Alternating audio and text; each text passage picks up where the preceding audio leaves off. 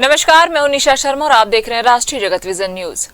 विधानसभा चुनाव से पहले मोदी का एक नारा गूंजा था कि सारे भ्रष्टाचारी जेल जाएंगे, लेकिन धरातल में ये दावे दम तोड़ते नजर आते हैं।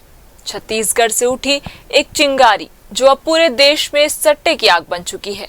नाम महादेव सट्टा ऐप, और अब इसी आग में सियासत के बड़े चेहरे भी घिरते नजर आ रहे हैं।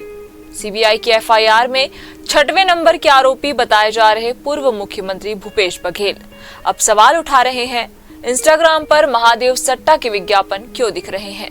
लेकिन असली सवाल ये है, आखिर ये विज्ञापन दिख ही क्यों रहे हैं और ये नेटवर्क कितना गहरा है। कहानी शुरू होती है साल 2019 से, जब छत्तीसगढ़ में सत्ता बदली और उसी दौर में तेजी से फैलने लगा एक नाम, महादेव सट्टा ऐप। आरोप है कि इस ऐप को सिर्फ बढ़ावा नहीं मिला, बल्कि इसे संगठित तरीके से फैलाया गया। देखते ही देखते ये ऐप गली मोहल्लों से निकलकर देश विदेश तक अपने पैर पसार चुका है। अब जरा इस पूरे खेल का सबसे खतरनाक हिस्सा समझिए, म्यूल अकाउंट।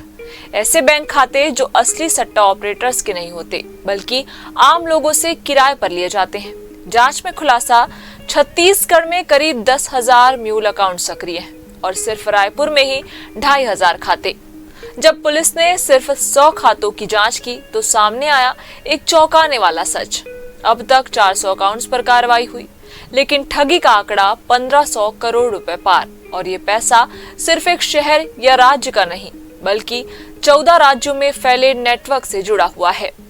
इस हाई प्रोफाइल मामले में पहले इकोनॉमिक ऑफेंस विंग ने केस दर्ज किया और फिर एंट्री हुई सेंट्रल ब्यूरो ऑफ इन्वेस्टिगेशन यानी सीबीआई की।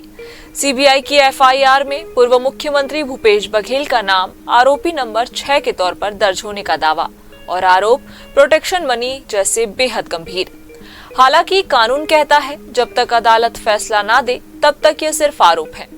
लेकिन अब सबसे बड़ा सवाल, जब हजारों करोड़ का सट्टा नेटवर्क उजागर हो रहा है, तब हजारों युवा इस जाल में फंस चुके हैं, तो चर्चा होनी चाहिए थी इस नेटवर्क को तोड़ने की। लेकिन सवाल उठ रहा है, इंस्टाग्राम पर विज्ञापन क्यों आ रहे हैं? क्या ये सिर्फ एक सामान्य चिंता है, या फिर उस डिजिटल सच्चाई से ध्यान हटाने की कोशिश अब धीरे धीरे सामने आ रही है?